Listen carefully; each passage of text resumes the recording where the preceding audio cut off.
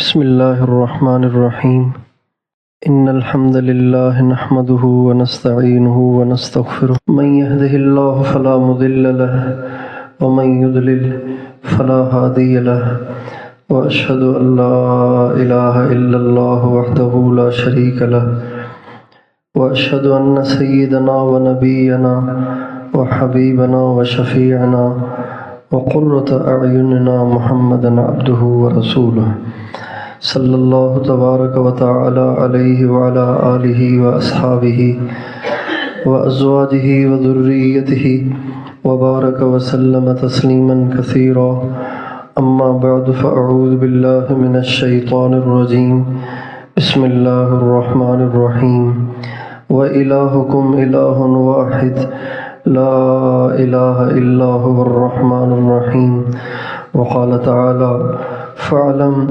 انه لا الہ الا اللہ سبحان ربک رب العزت عما یصفون وسلام علی المرسلین والحمد للہ رب العالمین اللہم صل علی سیدنا محمد وعلی آل سیدنا محمد وبارک وسلم۔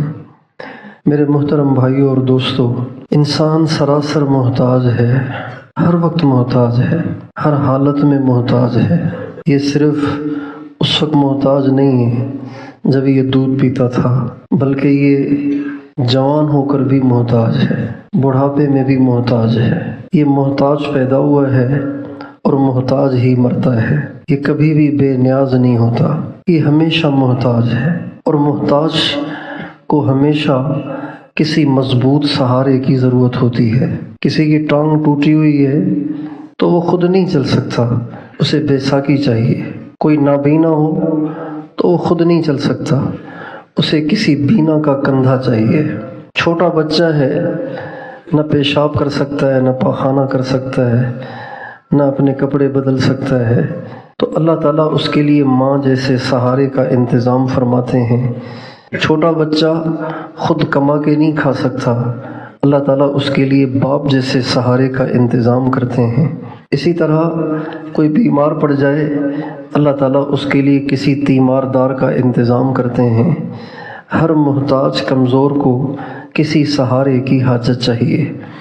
دنیا کے جتنے سہارے ہیں، دنیا کے جتنے سہارے ہیں، دنیا کے جتنے آسرے ہیں، دنیا کے جتنے سہارے ہیں، بھائیو یہ مرنے سے پہلے ختم ہو جانے والے ہیں، ٹوٹ جانے والے ہیں۔ صرف ایک سہارا ایسا ہے جو سب سے زیادہ مضبوط اور ہمیشہ باقی رہنے والا ہے، وہ سہارا اللہ کی ذات ہے۔ اللہ تعالیٰ کو جو اپنا سہارا بنا لیتا ہے وہ کبھی بے سہارا نہیں ہوتا۔ جو اللہ پہ آسرا کرتا ہے وہ کبھی بے آسرا نہیں ہوتا۔ جو اللہ سے امیدیں لگاتا ہے وہ کبھی نامراد نہیں ہوتا۔ جو اللہ سے مانگتا ہے اس کی جھولی کبھی خالی نہیں رہتی۔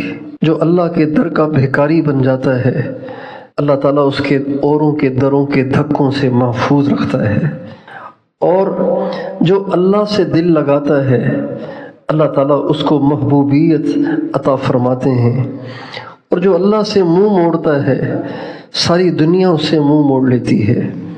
جو اللہ سے منہ موڑ لیتا ہے، اللہ تعالیٰ اس کے دل کو بے سکونی سے بھر دیتے ہیں۔ اللہ تعالیٰ فرماتے ہیں وَمَنْ أَعْرَضَ عَنْ ذِكْرِي فَإِنَّ لَهُ مَعِيشَةً ضَنْكًا وَنَحْشُرُهُ يَوْمَ الْقِيَامَةِ أَعْمَى قَالَ رَبِّ لِمَ حَشَرْتَنِي أَعْمَى وَقَدْ كُنْتُ بَصِيرًا قَالَ كَذَلِكَ أَتَتْكَ آيَاتُنَا فَنَسِيتَهَا وَكَذَلِكَ الْيَوْمَ تُنْسَى۔ اللہ تعالیٰ فرماتے ہیں جو مجھ سے منہ موڑ لیتا ہے، میں اس کی زندگی کو تنگ کر دیتا ہوں، میں اس کی زندگی کو اجیرن کر دیتا ہوں، اور قیامت کے دن اسے اندھا بنا کر اٹھاؤں گا۔ وہ کہے گا یا اللہ، میں دنیا میں تو دیکھتا تھا، اب یہاں میں اندھا کیسے ہو گیا؟ اللہ تعالیٰ فرمائیں گے تو نے دنیا میں میری آیتوں سے آنکھیں بند کی تھیں، تو نے دنیا میں میری آیتوں سے، میری نشانیوں سے، میری عظمت، میری کبریائی سے اپنے آپ کو اندھا کیا تھا، اس لیے آج اس کے بدلے میں ہم نے تمہیں اندھا کھڑا کیا ہے۔ اللہ وہ سہارا ہے جو کبھی نہیں ٹوٹتا، اللہ وہ آسرا ہے جو آسرا کبھی کمزور نہیں پڑتا۔ اللہ تعالیٰ فرماتے ہیں فَمَن يَكْفُرْ بِالطَّاغُوتِ وَيُؤْمِن بِاللَّهِ فَقَدِ اسْتَمْسَكَ بِالْعُرْوَةِ الْوُثْقَىٰ، جس نے اللہ کے غیر کا انکار کیا، اللہ پہ یقین سیکھ لیا، فَقَدِ اسْتَمْسَكَ بِالْعُرْوَةِ الْوُثْقَىٰ، اس نے ایسا سہارا پکڑا ہے جو سب سے مضبوط ہے، لَن انفصام لَهَا، یہ رسی ٹوٹنے والی نہیں ہے، یہ رسی ٹوٹنے والی، یہ رسی ٹوٹنے والی۔ آپ کسی وزیر کو سہارا بنائیں، اس کی وزارت تو 5 سال کے بعد ختم ہو جائے گی۔ آپ کسی ایم پی اے کو سہارا بنائیں، کب تک ایم پی اے رہے گا؟ ہر سال بھی جیتتا رہا، ہر الیکشن میں جیتتا رہا، مرے گا بھی تو صحیح کہ نہیں؟ جب وہ مر جائے گا تو کیا کریں گے؟ لیکن جس نے اللہ کو آسرا بنایا، اللہ کو سہارا بنایا، اللہ پہ یقین کیا، اللہ سے مانگا، اللہ سے امید لگائی، اللہ پہ بھروسہ کیا، اللہ پہ توکل کیا، اللہ ہمیشہ اس کے ساتھ ہے۔ نوح علیہ السلام نے اللہ پہ یقین کیا، پار لگ گئے۔ نوح علیہ السلام کے ماننے والوں نے اللہ پہ یقین کیا، ساری دنیا ڈوب گئی، وہ نہیں ڈوبے۔ فَأَنْجَيْنَاهُ وَمَنْ مَعَهُ، ہم نے نوح کو بھی نجات دی، جو اس کے ساتھی تھے ان کو بھی نجات دی۔ ساری دنیا ڈوب گئی، پہاڑ بھی ڈوب گئے، درخت بھی ڈوب گئے، جنگل بھی ڈوب گئے۔ اتنا بڑا سیلاب تھا کہ اتنا بڑا سیلاب نہ پہلے آیا نہ بعد میں آئے گا، سب ڈوب گئے۔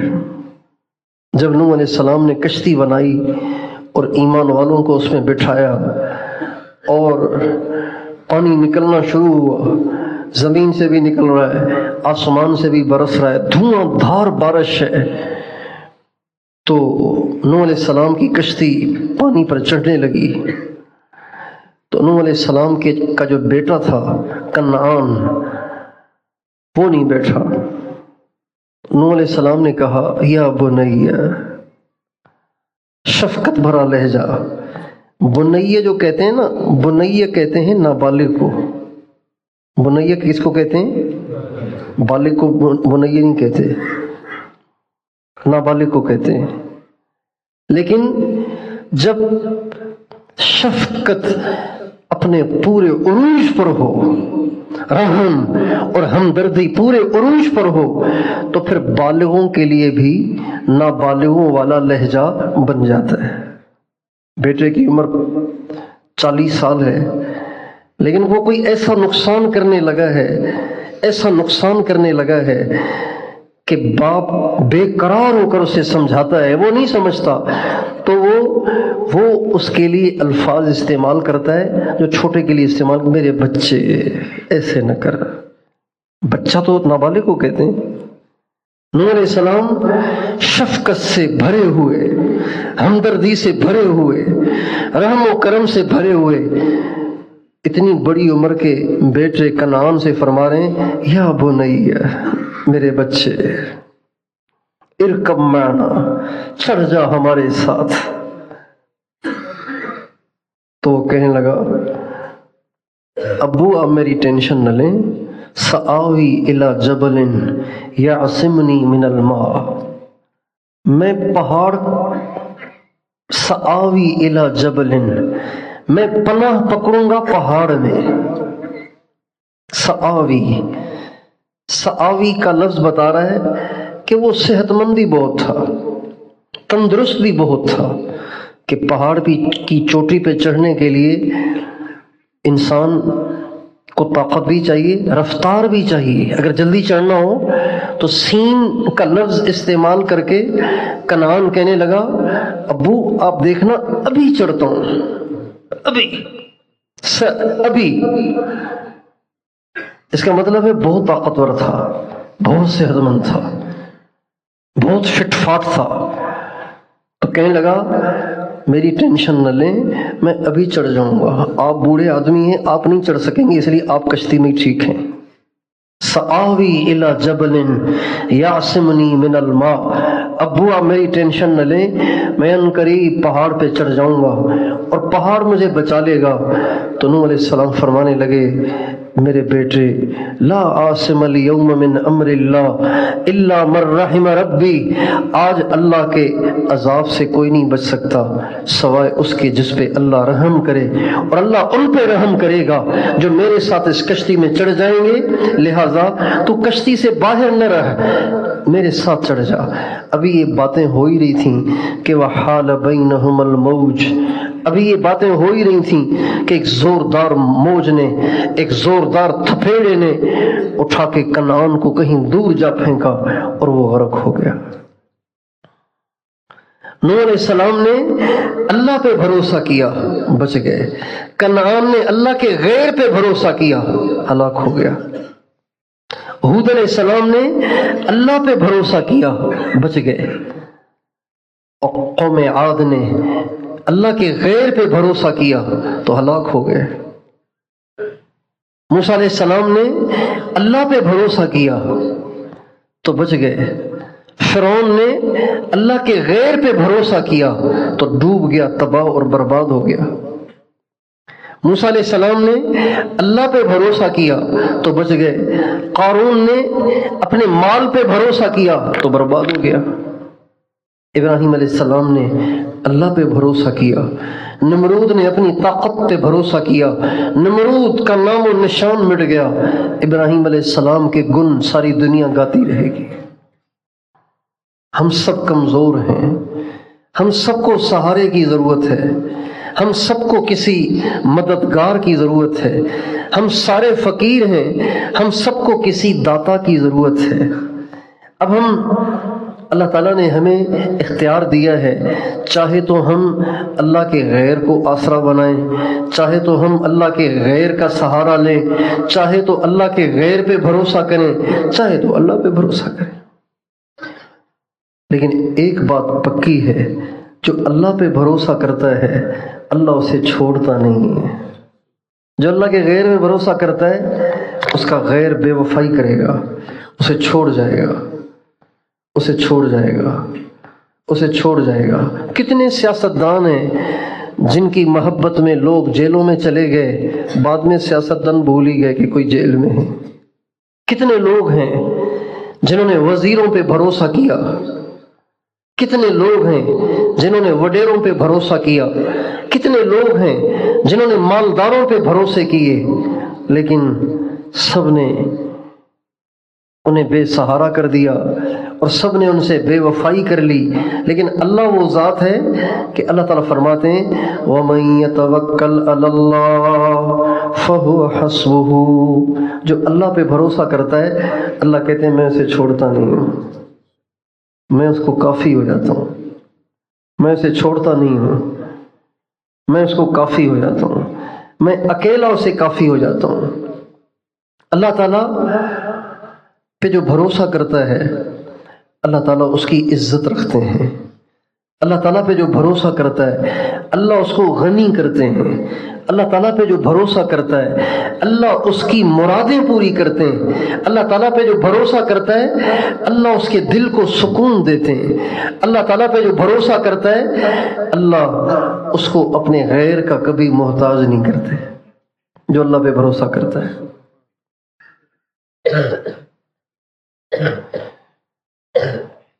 ابراہیم علیہ السلام کو جب آگ میں ڈالنے کا مشورہ ہوا تو اب یہ سوچ رہے تھے کہ جی ان کو آگ میں پھینکیں کیسے، آگ تو بہت بڑی ہے، تو اتنی بڑی آگ میں پھینکنے کے لیے تو اس کے قریب جانا پڑے گا، تو قریب کون جائے؟ جو قریب جائے گا وہ بھی تو جھلس جائے گا۔ اب کیا کریں؟ چنانچہ شیطان نے ان کو ایک ٹیکنیک بتائی، پھینکنے کا ایک آلہ بنانے کا طریقہ دیا، اس کو کہتے ہیں منجنیک۔ یہ بندوق کے ذریعے سے گولی کا پھینکنا، کلاشنکوف اور پسٹل کے ذریعے سے گولی کا پھینکنا، ٹینک کے ذریعے سے گولے کا پھینکنا، توپ کے ذریعے سے گولے کا پھینکنا، یہ ساری چیزیں بعد کی ایجاد ہیں. اس سے پہلے پھینکنے کا کوئی انتظام نہیں تھا دنیا میں. سب سے پہلے شیطان نے نمرود کی فوج کو منجنیق بنانے کا طریقہ سکھایا. انہوں نے منجنیق بنایا اور حضرت ابراہیم علیہ السلام کے کپڑے اتار دیے، ان کو رسیوں سے باندھا. ہمارے نبی کا ارشاد ہے کل قیامت کے دن جب لوگ پیش ہوں گے تو سب کے سب ننگے ہوں گے. دنیا کے جتنے انسان قیامت کے دن اٹھائے جائیں گے وہ سب کے سب ننگے ہوں گے. اما عائشہ نے کہا یا رسول اللہ پھر شرم نہیں آئے گی؟ اتنے سارے ننگے ہوں گے تو شرم نہیں آئے گی؟ اب علیہ السلام نے فرمایا عائشہ، لوگوں کو آخرت کی دہشت اور لوگوں کو آخرت کا غم اور جہنم کا خوف اتنا دامنگیر ہوگا کہ ان کا کسی اور کی طرف خیال اور دھیان ہی نہیں جائے گا، ننگے ہوں گے. پھر آپ فرماتے ہیں اول من یکسا یوم القیامہ، سب سے پہلے جسے قیامت کے دن کپڑے پہنائے جائیں گے وہ حضرت ابراہیم ہوں گے، اس لیے کہ اللہ کے لیے ان کے کپڑے اتارے گئے تھے، لہذا اللہ قیامت کے دن سب سے پہلے ان کو کپڑے پہنائیں گے. رسیوں سے باندھا گیا، منجنیق میں بٹھایا گیا اور پھر آگ کی طرف پھینکا گیا. اب کوئی چیز پھینکی جائے تو جہاں اسے پھینکا جا رہا ہے جو اس کا نشانہ ہے وہاں تک پہنچنے میں منٹ نہیں لگتے، سیکنڈ لگتے ہیں، سیکنڈ لگتے ہیں. ان سیکنڈوں کے بیچ میں، ان سیکنڈوں کے دورانیے میں فرشتے آئے، پانی کا فرشتہ اور ہوا کا فرشتہ، اور دونوں فرشتوں نے آ کے حضرت ابراہیم علیہ السلام کو مدد کی پیشکش کی کہ آپ اگر حکم کریں تو ہم بجھا دیں اسے، اگر آپ حکم کریں تو زوردار ہوا چلا کے اڑا دیں اسے. تو حضرت ابراہیم علیہ السلام فرمانے لگے کیا آپ کو اللہ نے بھیجا ہے؟ کہا بھیجا نہیں ہے، بات ہے صاف صاف، بھیجا نہیں ہے اللہ نے. ہم نے اللہ سے پوچھا تھا تو اللہ نے فرمایا ان استغاث بکم فاغیثوہ، اگر وہ تمہاری مدد کو قبول کر لے تو بے شک کر لینا، اور اگر وہ قبول نہ کرے تو پھر تم بیچ سے ہٹ جانا. چنانچہ حضرت ابراہیم علیہ السلام فرمانے لگے جب اللہ نے حکم نہیں دیا تو پھر تم سے مدد لیتے ہوئے مجھے حیا آتی ہے. چنانچہ فرشتے پیچھے ہٹ گئے. اب حضرت ابراہیم آگ کے قریب ہی پہنچ گئے. جب آگ کو ابھی ٹچ نہیں کیا تھا اس سے پہلے اللہ تعالیٰ کی طرف سے حکم آیا یا نار کونی بردن وسلام علی ابراہیم، اری آگ تو اوروں کے لیے گرم تھی لیکن میرے ابراہیم کے لیے گرم نہ رہنا، میرے ابراہیم کے لیے ٹھنڈی ہو جا سلامتی والی. تفسیر میں تو نہیں پڑھا، مولانا یوسف صاحب رحمۃ اللہ علیہ کے بیانات میں ہے، وہ فرمایا کرتے تھے کہ پہلے آگ اتنی بردن کا لفظ کہتے ہی آگ اتنی ٹھنڈی ہو گئی کہ حضرت ابراہیم پہ کپ کپی طاری ہو گئی، تو ساتھ ہی فرمایا وسلامن، ایسی ٹھنڈی بھی نہیں کہ کپ کپی ہو جائے. چنانچہ آگ گلے گلزار ہو گئی، بہار بن گئی، نہ ٹھنڈک نہ گرمی. اللہ تعالیٰ نے حضرت ابراہیم علیہ السلام کو بچا لیا، ابراہیم علیہ السلام کے توکل کی برکت سے، ابراہیم علیہ السلام کے یقین کی برکت سے. موسیٰ علیہ السلام اپنی قوم کو لے کر چلے. اللہ تعالیٰ نے فرمایا اپنی قوم کو لو اور چلو. چنانچہ راتوں رات اپنی قوم کو لے کر نکلے، اور قوم 10 آدمی نہیں تھے. 10 آدمی کی جماعت ہوتی ہے نا، ہمارے یہاں تو 12 آدمی کی جماعت ہوتی ہے، انہیں کو سنبھالنا مشکل ہوتا ہے. ہر آدمی کا اپنا مزاج، اس کی بات کو سمجھنا، پھر اس کے ساتھ اس کے مطابق رویہ کرنا مشکل ہو جاتا ہے. 6 لاکھ آدمی تھے. کتنے آدمی تھے؟ 6 لاکھ آدمیوں کو لے کے چلو جی. اور جو 6 لاکھ ہیں وہ بھی بنی اسرائیل، ٹیڑے درجے کے لوگ، ٹیڑے. فلما زاغوا ازاغ اللہ قلوبہم، ٹیڑے لوگ. یہود ٹیڑے لوگ ہیں، بہت کم لوگ ان میں سے سدھرتے ہیں. نبی کریم صلی اللہ علیہ وسلم کی بعثت ہوئی، مشرکین مکہ دھڑا دھڑ اسلام میں، کرسچن عیسائی دھڑا دھڑ اسلام میں، یہودی نہیں. ایک آدمی مسلمان ہوا، عبداللہ ابن سلام. اور چند ان کے ساتھ اور، بس ہزاروں کی آبادی میں سے یہ 3-4 آدمی، ایسے ٹیڑے اور خرمغز لوگ، 6 لاکھ آدمی۔ اب ان کو لے کے چلے، چلتے چلتے ساری رات سفر کیا، ساری رات کو نکلے تھے، ساری رات سفر، چلتے چلتے چلتے چلتے جب سورج طلوع ہوا اور روشنی ہوئی، اشراق کا وقت ہوا اور سورج نکلا، تو سامنے سمندر آ گیا، اور پیچھے جو مڑ کے دیکھا تو فرعون کو بھی پتہ چل گیا تھا کہ یہ موسیٰ بھگا کے لے گیا ہے ہمارے نوکروں کو، تو وہ بھی اپنا لشکر لے کے ان کے پیچھے چل پڑا۔ اب پیچھے دیکھیں تو فرعون اور اس کا لاؤ لشکر، اور آگے دیکھیں تو بحر کلزم اور اس کی خوفناک موجیں۔ تو اب بنی اسرائیل تو تھر تھر کانپنے لگ گئے اور کہنے لگے موت ہی موت ہے، آگے سمندر کی موجیں وہ بھی موت، پیچھے فرعون اور اس کا لاؤ لشکر وہ بھی موت۔ تو کہنے لگے انا لمدرکون، موسیٰ تم مانو نہ مانو، آج تو ہماری پکی موت ہے۔ انا بھی کہا اور لام بھی لے آئے، انا لمدرکون، موسیٰ آج تو پکی بات ہے کہ ہم بچ نہیں سکیں گے، آج تو ہم ضرور مارے جائیں گے، آج تو ہم ضرور بلا شک و شبہ مارے جائیں گے۔ لیکن موسیٰ علیہ السلام کا یقین اللہ پہ تھا۔ کس پہ تھا؟ کس پہ تھا؟ بڑوں کا یقین ڈاماڈول ہو جاتا ہے جب حالات آتے ہیں، جب پریشانیاں آتی ہیں، جب اسباب الٹے سیدھے نظر آتے ہیں، تو بڑے بڑے ایمان والوں کے ایمان ڈگمگا جاتے ہیں۔ لیکن یہ تو نبی تھے، اللہ کے کلیم تھے۔ جب ساری قوم نے، 6 لاکھ آدمیوں نے یک آواز ہو کر کہا موسیٰ آج تو ہم ضرور پکڑے گئے، آج تو ہم ضرور مارے گئے، تو موسیٰ علیہ السلام نے ان 6 لاکھ کے ڈگمگاتے ہوئے یقین پہ ضرب لگاتے ہوئے فرمایا کلا، ہرگز نہیں، ان معی ربی سیہدین، میرا رب میرے ساتھ ہے۔ جس کے ساتھ رب ہو وہ ہلاک ہو سکتا ہے؟ اللہ جس کے ساتھ ہو اس کا کوئی بال بیگا کر سکتا ہے؟ ہمارے سندھ کے سلسلہ قادریہ کے ایک بڑے مشہور بزرگ گزرے ہیں، حضرت شاہ عبداللطیف بھٹرائی رحمۃ اللہ علیہ۔ اب آپ کو سندھی تو سمجھ آئے گی نہیں، لیکن آپ کو سمجھ آئے نہ آئے، میرے اندر جو جھاگ اٹھ رہی ہے میں اسے نکال لیتا ہوں۔ شاہ عبداللطیف بھٹرائی فرماتے ہیں سر میں پکھی ہکڑو متھ سماری لکھ، پر جے رب جی ہوجے سے رکھ، تسر میں گھومے سر ہو۔ فرماتے ہیں کہ اگر کسی باغ میں پرندہ ہو 1 اور شکاری ہو 1 لاکھ،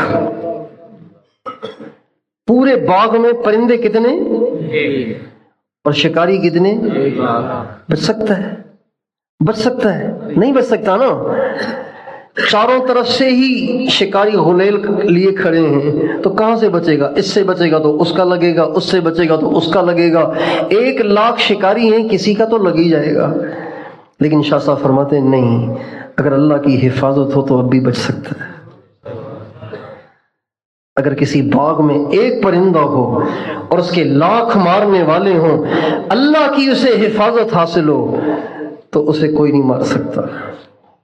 اللہ ہرگز نہیں۔ بے شک سمندر کی موجیں بڑی خوفناک ہیں، بے شک 16 لاکھ کا لشکر لے کر فرعون بھی بڑا ظالم، خون کا پیاسا آ رہا ہے، لیکن اللہ جو ساتھ ہے تو کیا ہوگا۔ چنانچہ اللہ تعالیٰ کا حکم ہوا کہ آپ اس لاٹھی کو سمندر پہ ماریں۔ موسیٰ علیہ السلام نے لاٹھی کو سمندر پہ مارا، سمندر پہ لاٹھی پڑتے ہی سمندر میں راستے بننا شروع ہو گئے، پانی کی دیواریں بننا شروع ہو گئیں، اور 12 راستے بنے، چونکہ لشکر 12 تھے نا، قبیلے 12 تھے۔ موسیٰ علیہ السلام کے ساتھ جو قبیلے تھے وہ 12 قبیلے تھے۔ یعقوب علیہ السلام کے 12 بیٹے تھے، ان 12 بیٹوں کے الگ الگ قبیلے بن گئے، تو 12 یعنی ایک قبیلے کے 50,000 آدمی، 12 قبیلوں کے 6 لاکھ آدمی، 12 راستے بنے تاکہ ہر قبیلے والا اپنے قبیلے والوں کے ساتھ اطمینان سے راستہ کراس کرے۔ فرعون آیا، اس کی فوج آئی، وہ سب کے سب ڈوب گئے، لیکن موسیٰ علیہ السلام کی قوم کے کسی شخص کا ایک بال بھی بیکا نہیں ہوا، اس لیے کہ اللہ پہ بھروسہ کیا۔ یہ جو اللہ کی ذات پہ بھروسہ ہے، یہ انسان کو بہت طاقتور کر دیتا ہے۔ دنیا کی سب سے بڑی طاقت وہ یقین ہے۔ دنیا کی سب سے بڑی طاقت کیا ہے؟ بلیف، یقین، اللہ کی ذات پہ یقین، یہ دنیا کی سب سے بڑی طاقت ہے۔ نبی کریم صلی اللہ علیہ وسلم سیدنا صدیق اکبر رضی اللہ عنہ کے ساتھ غار ثور کے اندر بیٹھے ہوئے، رات کو تشریف لے آئے تھے اندر۔ غار ایسے داخل ہونے کی نہیں تھی جیسے دروازہ ہوتا ہے آدمی داخل ہوتا ہے، بلکہ غار ایسے تھی کہ نیچے سے ایک جگہ بنی ہوئی تھی جس میں لیٹ کر اندر داخل ہونا پڑتا تھا۔ تو ہمارے نبی لیٹ کر اندر داخل ہوئے، حضرت ابوبکر لیٹ کر اندر داخل ہوئے۔ پہلے حضرت ابوبکر گئے، جا کے صاف کیا، ٹھیک کیا، پھر اللہ کے نبی کو اندر بلایا، اللہ کے نبی بھی لیٹ کے اندر گئے۔ اب دونوں حضرات اندر بیٹھے ہوئے ہیں۔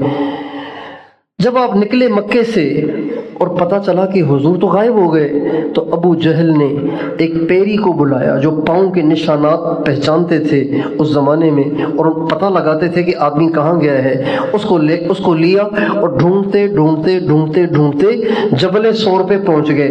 اب غار ثور کے پاس کھڑے ہوئے ہیں، غار ثور کے پاس کھڑے ہوئے ہیں اور کہہ رہے پاؤں تو یہاں تک آئے تھے، آگے پتہ نہیں کہاں چلے گئے، آگے پتہ نہیں کہاں چلے گئے۔ یہ آپس میں باتیں کر رہے ہیں۔ جب ان کے پاؤں پہ حضرت ابوبکر صدیق کی نظر پڑی تو ہمارے نبی سے کہنے لگے لو ان احدہم نظر تحت قدمیہ لابصرنا، یا رسول اللہ یہ تو ہمارے سامنے ہی آ کے کھڑے ہو گئے، اب اگر ان میں سے کسی ایک نے ذرا نیچے کو جھک کر اندر بھی جھانک لیا تو یہ تو ہمیں پکڑ لیں گے نا، پھر تو ہمیں نقصان پہنچائیں گے۔ آپ نے فرمایا ما ظنک یا ابا بکر باثنین اللہ ثالثہما، ابو بکر تیرا کیا گمان ہے ان دو کے بارے میں جو دو نہیں ہیں، ان کے ساتھ تیسرا اللہ بھی ہے۔ ان کے بارے میں تمہارا کیا خیال ہے؟ ان کو بھی کوئی پکڑ سکتا ہے؟ اس کو یقین کہتے ہیں۔ 3 دن ہمارے نبی نے گزارے، 3 دن کے بعد آپ وہاں سے رخصت ہوئے۔ جب آپ چلنے لگے تو آگے جا کر ایک جگہ ہے رابغ، اس کے جب قریب پہنچے تو ایک گھوڑ سوار سرپٹ گھوڑا دوڑاتا ہوا آپ کی طرف آیا۔ وہ تھا سراقہ ابن مالک بن جشعم مزدلجی۔ یہ ایک دیہاتی بڑا ڈاکو قسم کا قبیلہ تھا، اس کا یہ سردار تھا۔ اس کو پتہ چلا کہ قریش مکہ نے اعلان کیا ہے جو محمد کو پکڑ کر لائے گا صلی اللہ علیہ وسلم کو تو ہم اسے 100 اونٹ دیں گے انعام میں۔ 100 اونٹ، ایک اونٹ آج کل کتنے کا ہے؟ 5 لاکھ کا، تو 100 اونٹ کتنے کے ہو گئے؟ 5 کروڑ کے۔ تو 5 کروڑ اگر کسی پہ انعام رکھا جائے تو ہر آدمی کہے گا بھائی چلو میں بھی کوشش کر لوں، شاید میں ہی کچھ کر لوں۔ سراقہ ابن مالک کو شوق چڑھ گیا کہ جی میں بھی محمد عام آدمی ہے، کوئی پہلوان تھوڑی ہے، پکڑ کے لے آؤں گا ان کے پاس پیش کر دوں گا، 100 اونٹ مل جائیں گے، مزے ہو جائیں گے۔ تو سراقہ ابن مالک اپنے گھوڑے کو سرپٹ دوڑاتا ہوا آ رہا ہے۔ جب دور سے غبار دکھائی دیا تو حضرت ابوبکر صدیق چونکہ گارڈ تھے نا، باڈی گارڈ تھے، تو باڈی گارڈ کو چاروں طرف نظر رکھنی ہوتی ہے۔ حضور تو اپنی نظر نیچے رکھتے تھے، ہر وقت یوں ہی رہتے تھے، نظر آپ کی اٹھتی ہی نہیں تھی۔ اب حضور تو یوں جا رہے ہیں اور سیدنا صدیق اکبر چونکہ باڈی گارڈ ہیں تو ہر طرف دیکھ رہے ہیں کہیں سے سرکار کو کوئی نقصان نہ پہنچائے۔ تو نظر پڑ گئی کہ پیچھے کوئی سرپٹ دوڑاتا ہوا آ رہا ہے گھوڑے کو، تو کہا یا رسول اللہ کوئی گھوڑ سوار آ رہا ہے۔ آپ نے فرمایا آنے دو، تھوڑی دیر کے بعد پھر کہا یا رسول اللہ وہ تو قریب آ گیا ہے، فرمایا آنے دو۔ جب بالکل قریب آ گیا، سراقہ تکبر سے بھرا ہوا اور 100 اونٹوں کے شوق میں بھرا ہوا کہ بس اب تو چند قدم رہ گئے۔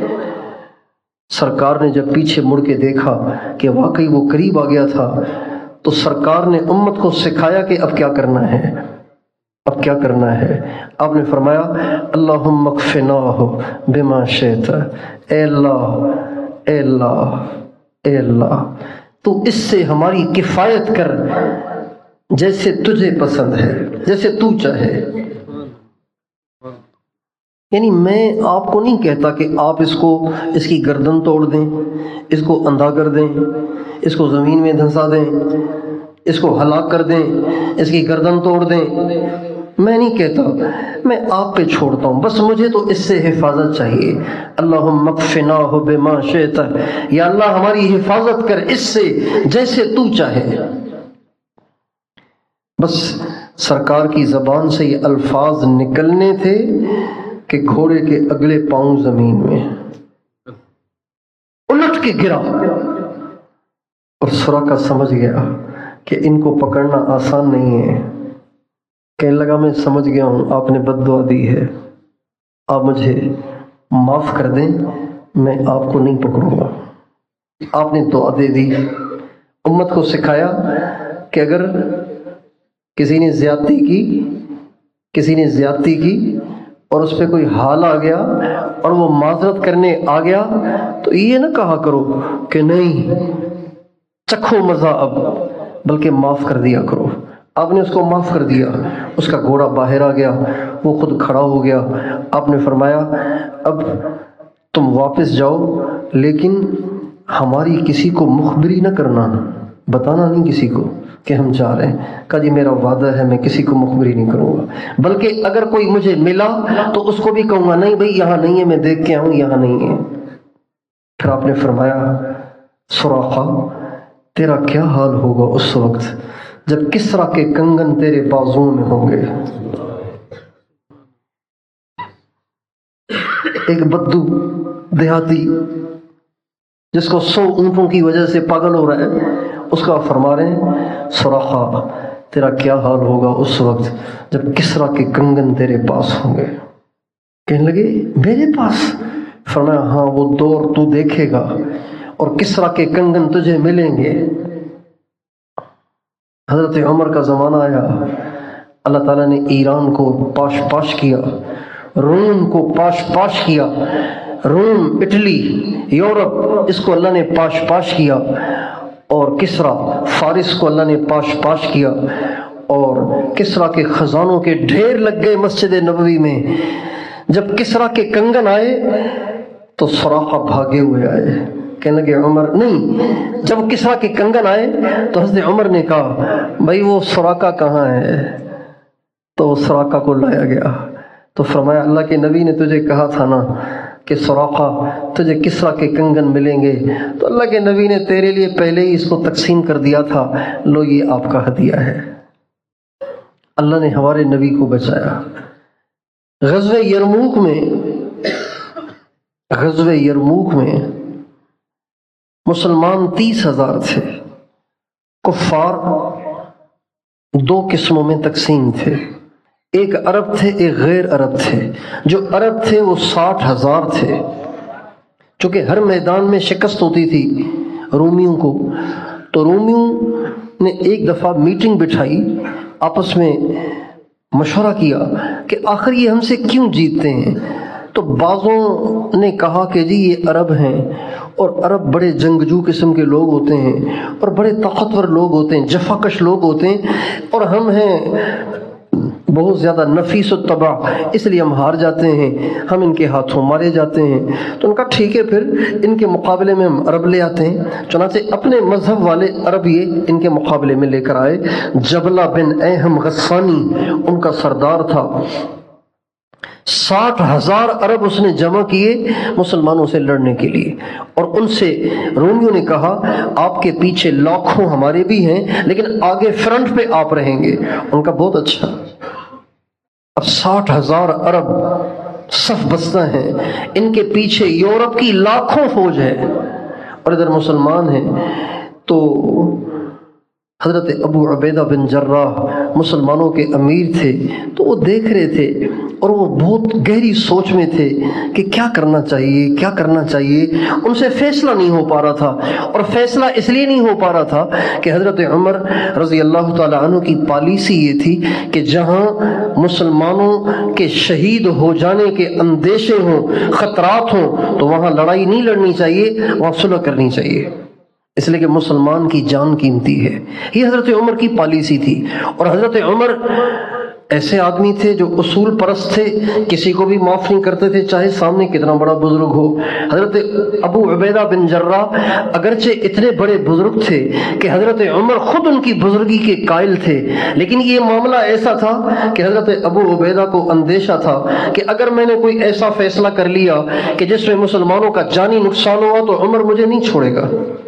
اس لیے گہری سوچ میں تھے، پریشان تھے کہ کروں تو کیا کروں۔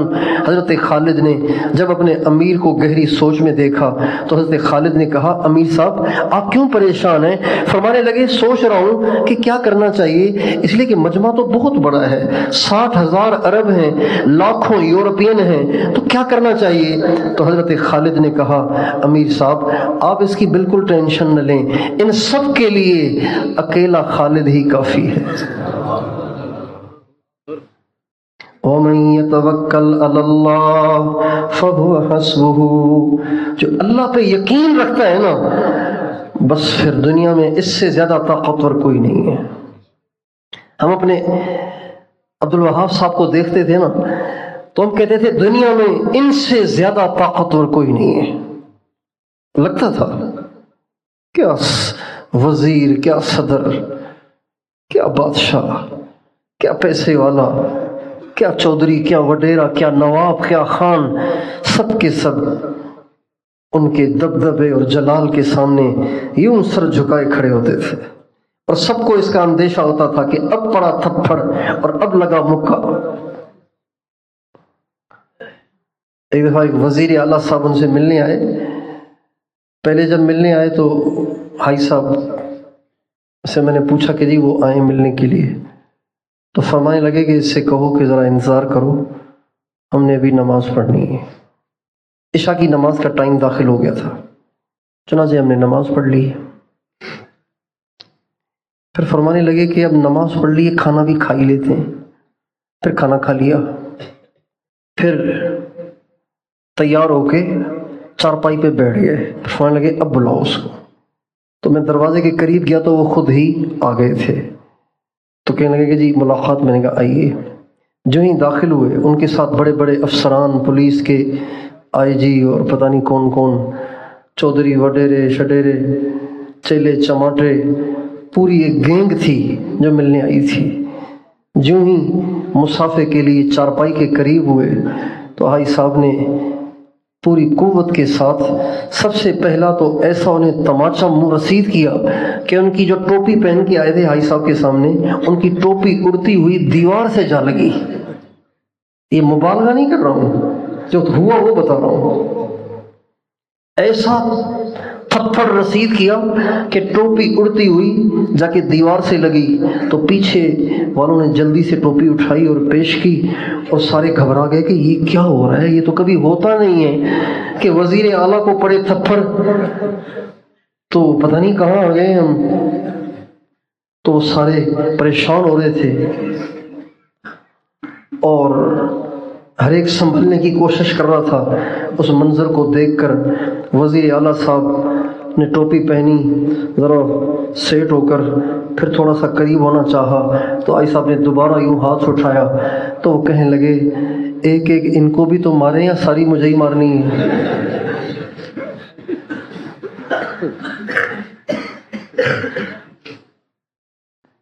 یہ اس نے کہا تو حاجی صاحب نے فرمایا تجھے ماروں گا، اس لیے کہ تو اپنے آپ کو کچھ سمجھتا ہے، حالانکہ تو کچھ نہیں ہے، اللہ سب کچھ ہے۔ آئے عشاق گئے وعدہ فردا لے کر، اب انہیں ڈھونڈ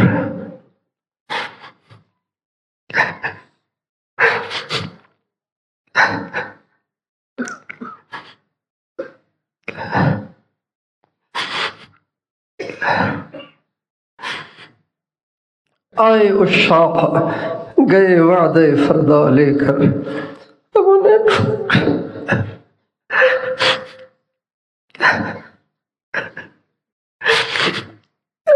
ڈھونڈ چراغے رخ زیبا لے کر، کہاں ڈھونڈے؟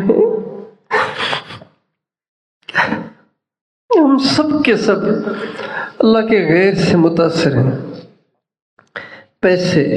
پیسے والوں سے متاثر ہیں، عہدے والوں سے متاثر ہیں، کرسیوں والوں سے متاثر ہیں، وہ کسی سے متاثر نہیں ہوتے تھے۔ وَإِلَٰهُكُمْ إِلَٰهٌ وَاحِدٌ لَا إِلَٰهَ إِلَّا هُوَ الرَّحْمَٰنُ الرَّحِيمُ، تمہارا معبود ایک ہے، دو نہیں ہے، صرف ایک کو بڑا مانو، صرف ایک سے مانگو، صرف ایک سے ڈرو، صرف ایک کو چاہو، صرف ایک پہ بھروسہ کرو، صرف ایک سے امید لگاؤ۔ لا الہ الا ہو، کوئی نہیں اس کے سوا۔ اللہ لا الہ الا ہو الحی القیوم لا تأخذہ سنۃ ولا نوم لہ ما فی السماوات وما فی الارض من ذا الذی یشفع عنده الا بإذنہ یعلم ما بین ایدیہم وما خلفہم ولا یحیطون بشیء من علمہ الا بما شاء وسع کرسیہ السماوات والارض وهو العلي العظيم۔ قل اللهم مالك الملك تؤتي الملك من تشاء وتنزع الملك ممن تشاء وتعز من تشاء وتذل من تشاء يهب لمن يشاء إناثا ويهب لمن يشاء الذكور أو يزوجهم ذكرانا وإناثا ويجعل من يشاء عقيما له ما في السماوات وما في الأرض وما بينهما وما تحت الثرى وإن تجهر بالقول فإنه يعلم السر وأخفى الله لا إله إلا هو له الاسماء الحسنى۔ اللہ پاک جیسا تو کوئی ہے ہی نہیں،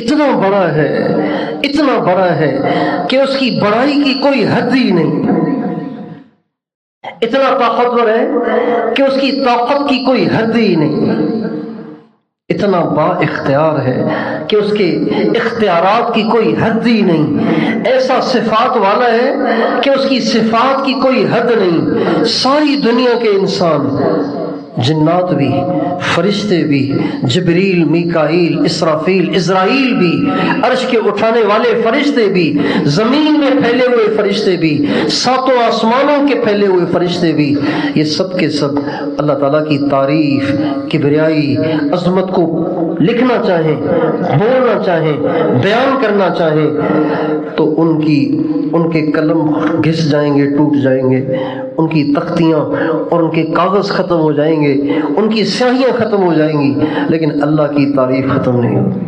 اللہ اتنا بڑا ہے، لیکن کم قسمتی سے ہم نے اس پہ کبھی غور نہیں کیا کہ اللہ بڑا ہے۔ آپ غور کیجئے، مسلمان بچہ جب ماں کے پیٹ سے باہر آتا ہے، سب سے پہلے اسے کون سی آواز سنائی جاتی ہے؟ بولیے، اللہ بڑا ہے۔ اس کا ترجمہ یہ ہے؟ اللہ بڑا ہے اس کا ترجمہ یہ ہے؟ نہیں، اکبر ہے اس میں تفضیل کا صیغہ، اس میں تفضیل اس پہ بولا جاتا ہے، اس ذات پہ بولا جاتا ہے کہ جو ذات اس صفت میں یکتا ہو، اس سے اوپر کوئی ہو ہی نہیں۔ اللہ اکبر، اللہ اتنا بڑا کہ اس جیسا بڑا کوئی ہے ہی نہیں۔ سب سے پہلا جملہ جو میرے کان میں گیا، آپ کے کان میں گیا، ہر مسلمان بچے کے کان میں جانا چاہیے، وہ یہ ہے اللہ اکبر، سب سے بڑا اللہ ہے۔ مگر میں اور آپ اپنے آپ سے پوچھیں، کیا سب سے بڑا ہم اللہ کو مانتے بھی ہیں؟ کیا ہم نے سب سے بڑا اللہ کو بنایا ہوا بھی ہے؟ صرف بولنے کا کام تو نہیں ہے نا. ابو میری جان آپ پہ قربان. اچھا بیٹا دوائی تو لے آؤ. ابو وہ تو کسی اور سے کہتے ہیں. اچھا بیٹا مجھے ڈاکٹر کو تو دکھاؤ. ابو میں کسی سے بات کرتا ہوں. سب سے پہلا بول جو ہمیں سکھایا گیا وہ یہ ہے اللہ اکبر. اللہ سب سے بڑا ہے، اس سے بڑا کوئی ہے ہی نہیں. اور اس کا اتنا تکرار کروایا جاتا ہے مسلمان کو، اتنا تکرار کروایا جاتا ہے، اتنا تکرار. ہر اذان میں یہ بول 6 دفعہ آتا ہے، ہر اقامت میں یہ بول 6 دفعہ آتا ہے، ہر رکعت میں یہ بول کتنی دفعہ آتا ہے. آپ کی نماز اس سے شروع ہوتی ہے، آپ رکوع رکوع میں اس سے جاتے ہیں، سجدے میں اس سے جاتے ہیں، سجدے سے اٹھتے اسی کلمے کے ساتھ ہیں، سجدے میں جاتے اسی کلمے کے ساتھ ہیں، سجدے سے اٹھتے اس کلمے کے ساتھ ہیں. کتنا اس کا تکرار کرایا جاتا ہے 24 گھنٹے میں، کتنا تکرار ہوتا ہے اس کا. اللہ اکبر اللہ اکبر اللہ اکبر اللہ اکبر اللہ اکبر. لهم قلوب لا يفقهون بها ولهم آذان لا يسمعون بها. ان کے پاس دل تو ہیں لیکن سمجھتے نہیں، ان کے پاس کان تو ہیں لیکن سنتے نہیں. اولئک کالانعام بل هم اضل. یہ انسان کہلانے کے لائق ہی نہیں ہے، یہ تو چوپایوں کی طرح سے ہیں، بلکہ چوپایوں میں بھی کچھ سمجھ ہے، یہ چوپایوں سے بھی زیادہ کم عقل اور بھٹکے ہوئے لوگ ہیں. تو بھائیو اللہ پہ یقین کرنا ہے، اللہ سے مانگنا ہے، اللہ کو چاہنا ہے، اللہ پہ بھروسہ کرنا ہے، اللہ سے امیدیں لگانی ہے، اللہ سے مانگنا ہے. ہو جائے تو سمجھیں کہ اللہ نے کیا، نہ ہو تو سمجھیں کہ اللہ نے نہیں کیا. خوشی ملے یقین کریں اللہ نے دی ہے، غم آئے تو یقین کریں اللہ نے دیا ہے. ہمارے ہاں سلسلہ عالیہ نقشبندیہ میں ایک مراقبہ کرایا جاتا ہے، اس مراقبے کا نام ہے مراقبہ احدیت. اور سلسلہ چشتیہ میں ایک مراقبہ کرایا جاتا ہے توحید افعالی. اور سلسلہ قادریہ میں ایک مراقبہ کرایا جاتا ہے هو الاول والآخر. یہ مختلف سلسلوں کے مختلف مراقبے ہیں، اور ان تینوں کا مقصد ایک ہے، وہ یہ کہ سب چیز اللہ کی طرف سے نظر آئے. مراقبہ احدیت کا مقصد ہے کہ خوشی آئے تو کہو اللہ نے دی ہے، غم آئے اللہ نے دیا ہے، بیماری آئے اللہ نے دی ہے، صحت ملے اللہ نے دی ہے، پریشانی آئے اللہ نے بھیجی ہے، بیوی کھانے میں تاخیر کرے کہو اللہ کو یہی منظور ہے، ملازم کہا نہ مانے سمجھ جاؤ اللہ کو یہی منظور ہے. یہ مقصد ہے مراقبہ احدیت کا نقشبندیہ میں، اور چشتیہ میں مراقبہ توحید افعالی کا، اور قادریہ میں هو الاول والآخر والظاہر والباطن وهو بكل شيء علیم. اللہ کر رہا ہے، اللہ نے کیا، اللہ کرے گا. ہمارے بھائی صاحب کبھی کبھی جوش میں آ کے یہ فرماتے تھے یا اللہ آپ اتنی دیر کیوں کر رہے ہیں؟ کرنا تو آپ ہی نے ہے نا، کسی اور نے تو کرنا نہیں، کرنا تو آپ ہی نے ہے. پھر فرماتے تھے اللہ مجھے معاف کرے، یوں کر کے اللہ مجھے معاف کرے، یا اللہ کرنا تو آپ ہی نے ہے. میرے دوستو ہم اپنے یقینوں پہ محنت کریں، جب بھی ضرورت پیش آئے کسی سے نہ مانگیں، صرف اللہ سے مانگیں. ہمارے حاج صاحب فرمانے لگے یہ جو میرا منا مولی احسان ہے نا، یعنی مولانا احسان صاحب کے نام، یہ جو میرا مولی احسان ہے نا، ماشاءاللہ جب یہ پڑھتا تھا نا تو میرے پاس آتا کہ مجھے پیسوں کی ضرورت ہے، پھر کہتا پہلے اللہ سے مانگ کے آیا ہوں پھر آیا ہوں آپ کے پاس، پہلے 2 رکعت پڑھ کے اللہ سے مانگ کے پھر آپ کے پاس آیا ہوں. ہمارے رائے گنج کے مطبخ کے امیر تھے بھائی حنیف صاحب، سندھ کے تھے، ہمارے جیمس آباد ایک علاقہ ہے، کوٹ غلام محمد، وہاں کے تھے، بڑے شفیق آدمی۔ اللہ تعالیٰ ان کی قبر کو نور سے بھرے۔ تو وہ کبھی کبھی حاجی صاحب کے پاس آتے کہ جی آٹا ختم ہو گیا ہے، تو حاجی صاحب فرماتے یہ دیکھو آٹا ختم ہو گیا، میرے پاس ہے، اللہ کو نہیں کہتا کہ یا اللہ آٹا ختم ہو گیا ہے۔ تو حاجی صاحب فرمانے لگے جب یہ زیادہ ہونے لگا تو پھر میں نے مطبخ کے دسترخوان پہ بیٹھ کے ایک دفعہ اللہ سے دعا کی، یا اللہ یہاں جو آئے یہاں سے بھوکا نہ جائے، یا اللہ جو یہاں آئے وہ یہاں سے بھوکا نہ جائے۔ نظام الدین مرکز میں، تبلیغی مرکز نظام الدین میں ایک دفعہ اتنا لمبا فاقہ آیا کہ مولانا الیاس صاحب نے اپنے مدرسے کے سارے طلباء کو اکٹھا کیا اور فرمایا بھائی میرے گھر میں بھی کچھ نہیں ہے، مدرسے کے مطبخ میں بھی کچھ نہیں ہے، لہٰذا سب کو میری طرف سے اجازت ہے جو جہاں جانا چاہے چلا جائے، کیونکہ میرے پاس ہے ہی نہیں کھانے کے لیے، کھلانے کے لیے۔ تو سارے طلباء نے کہا حضرت آپ کو چھوڑ کے کہاں جائیں، اگر آپ نہیں کھا رہے تو ہم نے بھی نہ کھایا تو کیا ہوا، ہم تو یہیں پڑے رہیں گے، ملے گا تو کھائیں گے، نہیں ملے گا تو ہم بھی صبر کریں گے۔ جب یہ کہا تو مولانا الیاس صاحب کو رحم آیا اور مولانا حجرے میں داخل ہوئے، کافی دیر کے بعد حجرے سے نکلے، چہرہ سرخ، اور پھر فرمایا اس چار دیواری میں آج کے بعد فاقہ نہیں آئے گا۔ رب اشعث مدفوع بالباب لو اقسم علی اللہ لابرہ، بہت سے لوگ ایسے ہوتے ہیں سیدھے سادے بولے بالے، چہرے غبار آلود، بال بکھرے ہوئے، ہمارے نبی فرماتے ہیں اگر وہ اللہ پہ کوئی بات کہہ دینا تو اللہ تعالیٰ ان کی بات کو پھر ضرور پورا کرتا ہے۔ رائے گنج چھوٹا سا تھا اور ویران علاقہ تھا دائیں بائیں، جہاں رائے گنج مرکز ہے آج کل، یہاں پہ ہندو اپنے مردے جلاتے تھے، یہاں پہ ہندو اپنے مردے جلایا کرتے تھے کسی زمانے میں۔ تو ایک دفعہ ڈاکوؤں نے پرچی بھیجی ہمارے بزرگوں کو، میاں جی عبداللہ صاحب میواتی جنہوں نے رائے گنج مرکز کی زمین دی، ان کا نام میاں جی عبداللہ صاحب۔ رائے گنج کا پھاٹک ہے، پھاٹک کے قریب ایک چھوٹی سی مسجد ہے، پھاٹک والی مسجد، اس میں ان کی قبر ہے۔ میاں جی عبداللہ صاحب لمبے پتلے سانولے، میواتی، پرچی بھیجی کہ رات کو ہم تمہارے مہمان ہیں، اچھی خاصی رقم تیار رکھنا ورنہ خیر نہیں ہے۔ میاں جی عبداللہ صاحب کو جب پرچی ملی تو انہوں نے مولانا ظاہر شاہ صاحب کو بلایا اور فرمایا بھائی یہ عبدالوہاب کو دو اور اسے کہو کہ لاہور جاؤ، جو اپنے ساتھی ہیں ان سے کچھ پیسے لے آؤ، تاکہ وہ رات کو آئیں گے تو پھر وہ خامخواہ پریشان کریں گے تو ان کو ہم کچھ دے دیں گے۔ مولانا ظاہر شاہ صاحب نے آ کے حاجی صاحب سے کہا کہ جی میاں جی عبداللہ صاحب، وہ امیر تھے، بڑے تھے، وہ حاجی صاحب جوان تھے اس وقت، کہ وہ میاں جی صاحب فرما رہے ہیں کہ آپ لاہور جائیں، اور بہت سے کام والے ساتھی تھے وہاں پہ، پیسے والے بھی تھے، تو جاؤ ان کو میری طرف سے پیغام دو، ان سے کچھ جا کے لے آؤ۔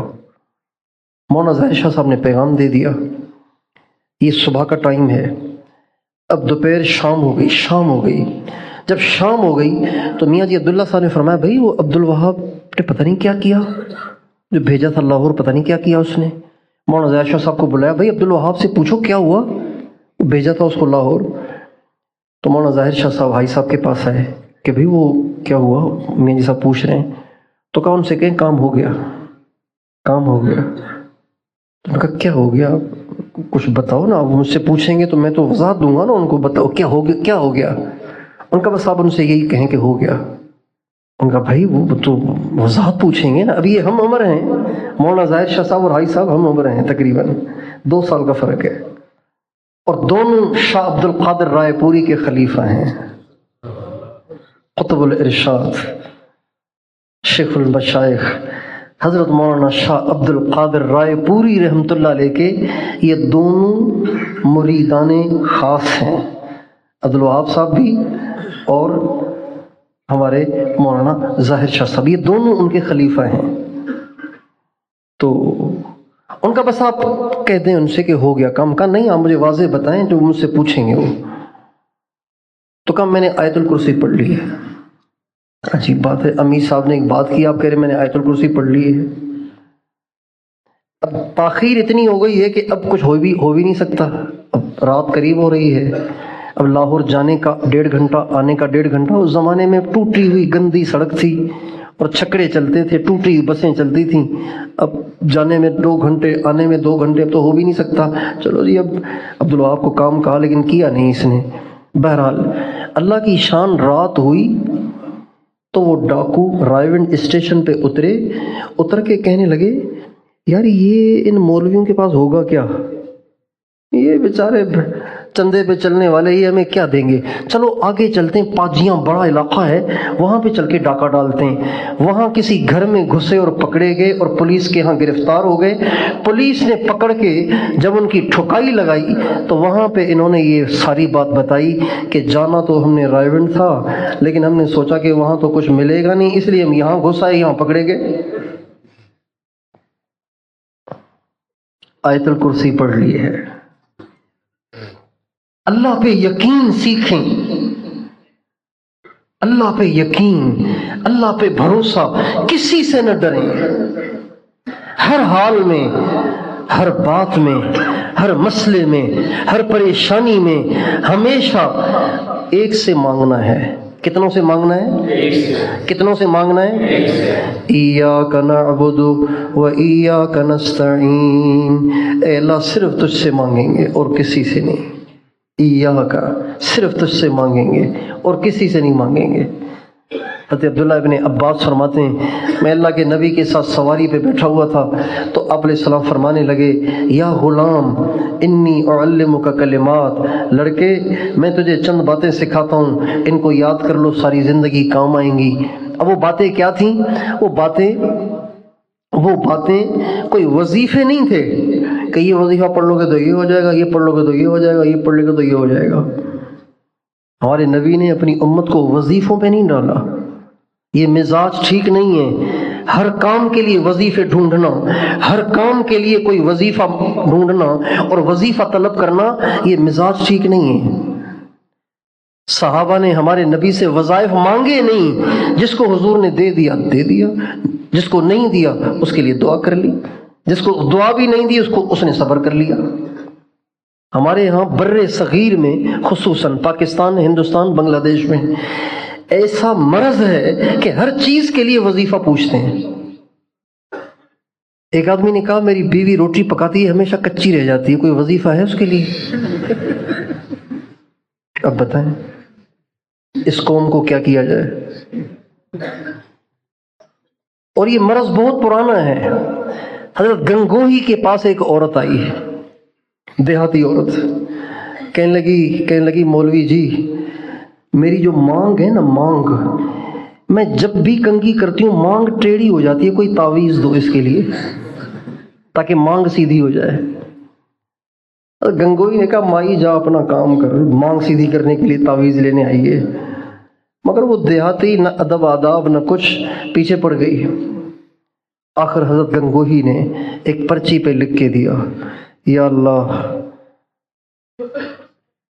اس کے مسئلے کا حل مجھے تو آتا نہیں مگر یہ مانتی نہیں، لہذا تو اس کی مانگ کو ٹھیک کر۔ پرچی لکھ کے دے دی اور ماشاءاللہ اس پرچی سے واقعی اس کی مانگ ٹھیک ہو گئی۔ اب یہ مرض پڑا ہوا ہے بڑے صغیر والوں کو، ہر چیز کے لیے وظیفہ، ہر چیز کے لیے وظیفہ، ہر چیز کے لیے وظیفہ۔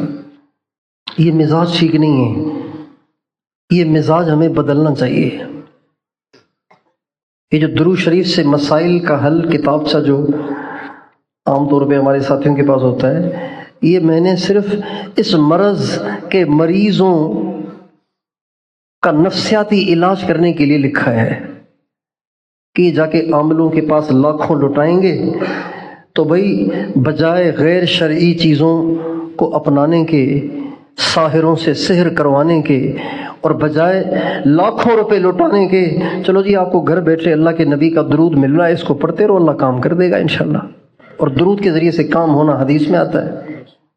ورنہ اصل بات یہ ہے کہ اللہ کی ذات پہ یقین ہو اور جب کبھی بھی کوئی بھی مسئلہ پریشانی پیش آئے اللہ سے مانگے۔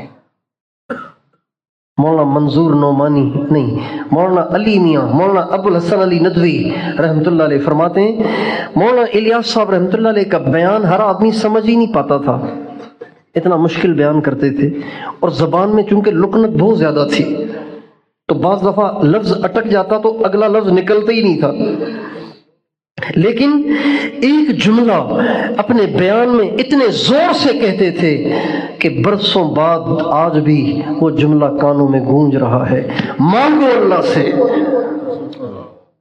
یہ جملہ مانگو اللہ سے، بار بار کہتے مانگو اللہ سے، کسی پہ یقین نہ کریں، کسی ڈاکٹر پہ نہیں، کسی حکیم پہ نہیں، کسی دوائی پہ نہیں، کسی طاقتور پہ نہیں، کسی عہدے دار پہ نہیں، کسی مالدار پہ نہیں، اپنی اولاد پہ بھی نہیں، اپنی بیوی پہ بھی نہیں، صرف اللہ پہ۔ اور ہائی صاحب یہ فرماتے تھے حال آئے بیوی کو بھی مت بتاؤ، اللہ کو بتاؤ، اللہ کو بتاؤ، اللہ کو بتانے میں بڑا مزہ ہے، اللہ کو بتانے میں، سب بتائیے، اللہ کو بتانے میں کیا بتاؤں۔ ایک ساتھی کا ایک دن فون آیا، کہنے لگے میں بہت پریشان ہوں اور بس میں جا رہا ہوں اپنے باپ کو شوٹ کرنے کے لیے۔ میں نے کہا ابھی کیا ہو گیا؟ کہنے لگے اس نے میری بیٹی پہ زنا کی تہمت لگائی ہے، میرے باپ نے۔ کسی کی بیٹی پہ زنا کی تہمت لگے تو وہ کیا کرے گا؟ یہی کرے گا نا، یعنی دادا نے لگائی ہے تہمت اپنی پوتی پہ، بس غصے میں کہہ دیا اس نے، پتہ نہیں جو منہ میں آیا۔ تو میں نے کہا آپ جلدی نہ کریں، آپ کو دکھ زیادہ ہے، پریشانی زیادہ ہے، آپ مسجد میں جائیں، وضو کریں، 2 رکعت پڑھیں، پھر اس کے بعد جتنا دکھ ہے نا وہ سارا اللہ کو سنائیں، پھر فون کریں، پھر بات کریں گے کہ اب کیا کرنا ہے۔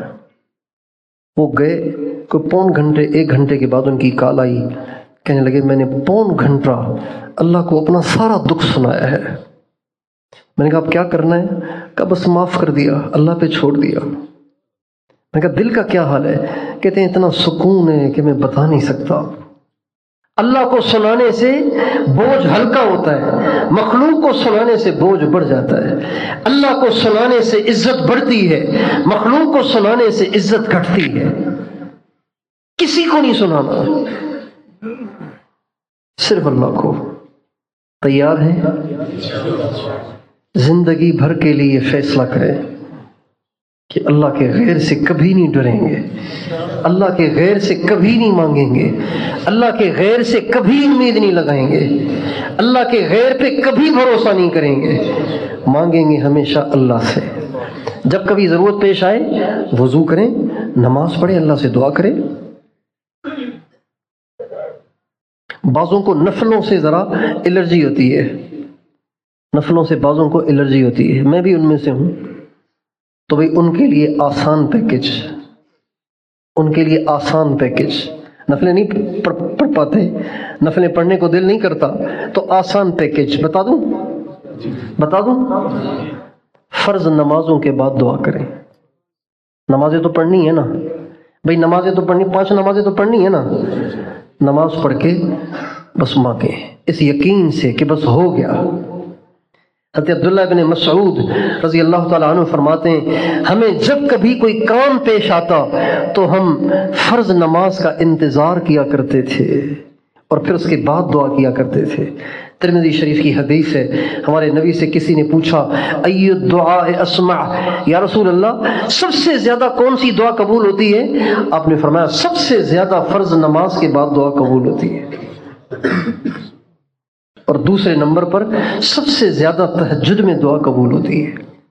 تو اگر کسی کو بار بار نفلیں پڑھنے میں دشواری ہے تو بھائی فرض نماز تو پڑھتے ہی ہیں نا، تو جب سلام پھیر کے فارغ ہو جائیں تو ہاتھ اٹھا کے اللہ سے لو لگا کے پہلے اللہ کی تعریف کریں، پھر اللہ کے نبی پہ درود پڑھیں، پھر 3 دفعہ یا ارحم الراحمین پڑھیں، کہیں، اس کے بعد پھر اللہ پاک سے رو رو کے دل لگا کے مانگیں، اور اللہ پاک کو آرڈر نہ کریں، اللہ پاک سے ڈٹ کے مانگا کریں۔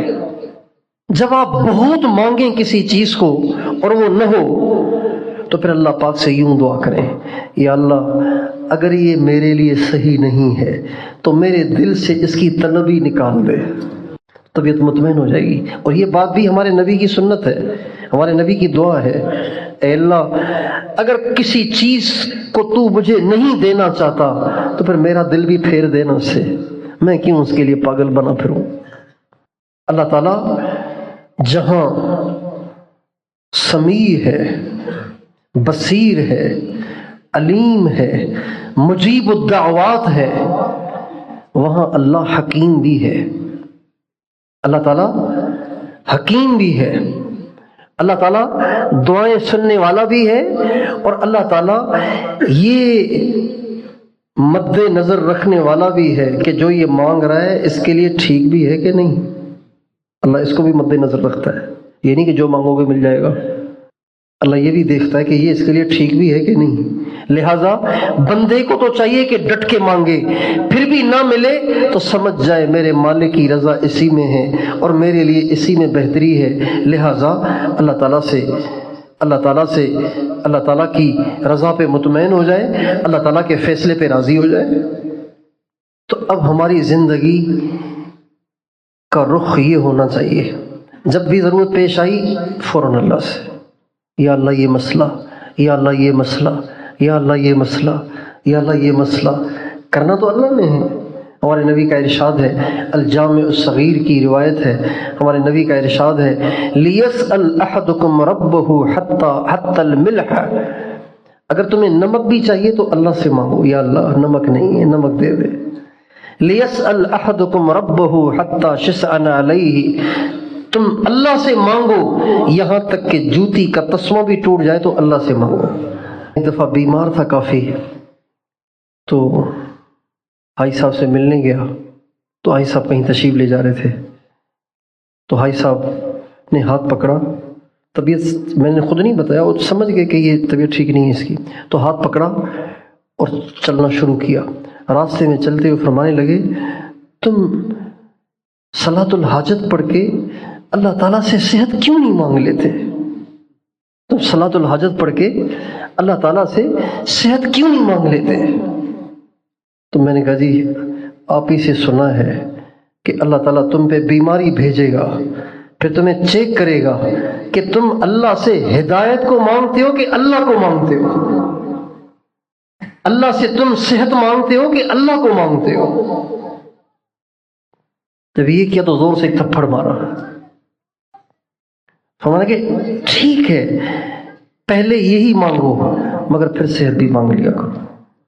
تو بھئی ہر بات اللہ سے مانگیں گے، ہر بات اللہ سے کریں گے، ہر دکھ کس سے شیئر کریں گے، ہر پریشانی کس سے شیئر کریں گے، ہر مسئلہ کس کو بتائیں گے؟ ساری دنیا سے بے نیاز۔ بادشاہی ہے بادشاہی، یہ بادشاہی ہے۔ بادشاہ بھی مانگتے پھرتے ہیں، الیکشن کے دنوں میں دیکھا نہیں آپ نے بادشاہ کیسے مانگتے پھرتے ہیں؟ یہ بادشاہی سے بڑی بادشاہی ہے کہ آپ کو کسی کی پرواہ نہیں، آپ صرف اللہ سے مانگتے ہیں، صرف اللہ سے کہتے ہیں۔ اور یہ اپنے گھروں کا ہم ماحول بنائیں، ضرورت پیش آئے سارا گھر اللہ سے مانگے، پریشانی آئے سارا گھر اللہ سے مانگے۔ مولانا الیاس صاحب کے گھر میں ایک بچہ بیمار ہوا تو مولانا الیاس صاحب نے دوسرے بچوں سے کہا اگر یہ شام تک ٹھیک نہ ہوا تم سب کی پٹائی ہوگی، اگر یہ شام تک ٹھیک نہیں ہوا تم سب کی پٹائی ہوگی۔ اور ٹھیک ہو گیا۔ اپنے گھروں کا یہ مزاج بنائیں۔ اگر ہم نے اپنے گھروں کا یہ مزاج نہ بنایا، اپنا یہ مزاج نہ بنایا تو ان قریب ایک وقت آنے والا ہے جس میں مسلمان سب سے زیادہ تنگ دست ہوں گے، سب سے زیادہ بے سر و سامان ہوں گے، سب سے زیادہ محتاج ہوں گے۔ اگر انہوں نے اللہ سے مانگنا نہیں سیکھا ہوگا، اللہ کو بتانا نہیں سیکھا ہوگا، اللہ پہ یقین نہیں سیکھا ہوگا تو یہ غیر کے محتاج بنیں گے، اور پھر اپنی ضرورتوں کو پورا کرنے کے لیے ان کو ایمان کو بیچنا پڑے گا۔ روٹی ان کو ملے گی جو ایمان بیچیں گے، کھانا ان کو ملے گا جو ایمان بیچیں گے، روزگار ان کو ملے گا جو ایمان بیچیں گے، معاشی وسائل ان کو ملیں گے جو ایمان کو بیچیں گے، اور جو ایمان کو مضبوط پکڑ کے رکھیں گے وہ دنیا میں سب سے زیادہ قسم پرس ہوں گے، سب سے زیادہ تنگ دست ہوں گے، ان پہ فاقے ہوں گے، ان پہ بھوک ہوگی، ان کی جان خطرے میں ہوگی، ان کے بچے خطرے میں ہوں گے، ان کی عورتیں خطرے میں ہوں گی۔ اللہ سے تعلق بنا لیا ہوگا تو آسان ہے۔ دجال آئے گا، مسلمانوں کے سارے وسائل پہ قبضہ کرے گا، مسلمانوں کے پاس کچھ نہیں رہے گا، اور مسلمانوں کو حکم ہے کہ دجال کا سامنا نہ کریں، دجال کا سامنا نہ کریں۔ کسی مسلمان کو اس کی اجازت نہیں ہے کہ وہ دجال کا سامنا کرے۔ ہمارے نبی کا ارشاد ہے، دجال کا سنو تو دور بھاگو، اس کے قریب نہ جاؤ، اس لیے کہ اس کے پاس سحر ہوگا، جادو ہوگا، اس جادو کے زور پر لوگوں کو اپنا گرویدہ بنا کر لوگوں کو اپنا خدا ہونا منوائے گا، لہذا کوئی اس کے قریب نہ جائے۔ پہاڑ ملے تو پہاڑوں میں چلے جائیں، پہاڑ نہ ملے تو دور دراز جنگلوں میں چلے جائیں، دور دراز جنگلوں میں نہ جا سکیں اپنے گھروں کے دروازے بند کر کے اندر بیٹھ جائیں، باہر نہ نکلیں۔ کہاں سے لائیں کھانے پینے کا سامان؟ لا الہ الا اللہ، لا الہ الا اللہ، لا الہ الا اللہ، یہ غذا ہوگی، اس سے بھوک بھی مٹے گی، پیاس بھی بجھے گی۔ تو اپنے یقین پہ محنت کریں گے انشاءاللہ، اپنے گھروں میں اس کا ماحول بنائیں گے۔ جب کبھی بھی ضرورت پیش آئے ہمارے بچے کس سے مانگیں؟ ہماری عورتیں کس سے مانگیں؟ ہم کس سے مانگیں گے؟ اللہ سے۔ یہ یقین جو بنے گا اس کے لیے ہمیں چند کام کرنے پڑیں گے۔ ان میں سے ایک کام کہ یقین کے بولوں کو بولیں، یقین کے بول بولیں، ایسا کوئی بول نہ بولیں کہ جس سے اللہ کے غیر سے ہونا ثابت ہو، ہمیشہ وہ بول بولیں جس سے اللہ سے ہونا ثابت ہو، ایک کام۔ دوسرا کام، اللہ تعالیٰ کی مخلوقات میں غور کریں، اس سے اللہ کی عظمت آئے گی، اللہ کا یقین آئے گا۔ چاند کو دیکھیں، اف کتنا بڑا ہے، اس کا بنانے والا کیا ہوگا۔ ستاروں کو دیکھیں، اللہ اکبر۔ آسمان کو دیکھیں، اللہ اکبر۔ سمندر کی موجوں کو دیکھیں، اللہ اکبر۔ اپنے آپ میں دیکھیں، وَفِي أَنفُسِكُمْ أَفَلَا تُبْصِرُونَ وَفِي السَّمَاءِ رِزْقُكُمْ وَمَا تُوعَدُونَ فَوَرَبِّ السَّمَاءِ وَالْأَرْضِ إِنَّهُ لَحَقٌّ مِثْلَ مَا أَنَّكُمْ تَنطِقُونَ۔ اپنے آپ میں غور کریں، کیا بنایا اللہ نے مجھے، اللہ اکبر۔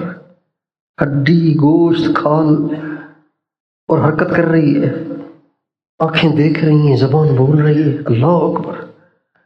زبان پہ چیز رکھو تو ذائقہ بتاتی ہے، ہتھیلی پہ رکھو تو نہیں بتاتی، زبان ہی ذائقہ بتاتی ہے۔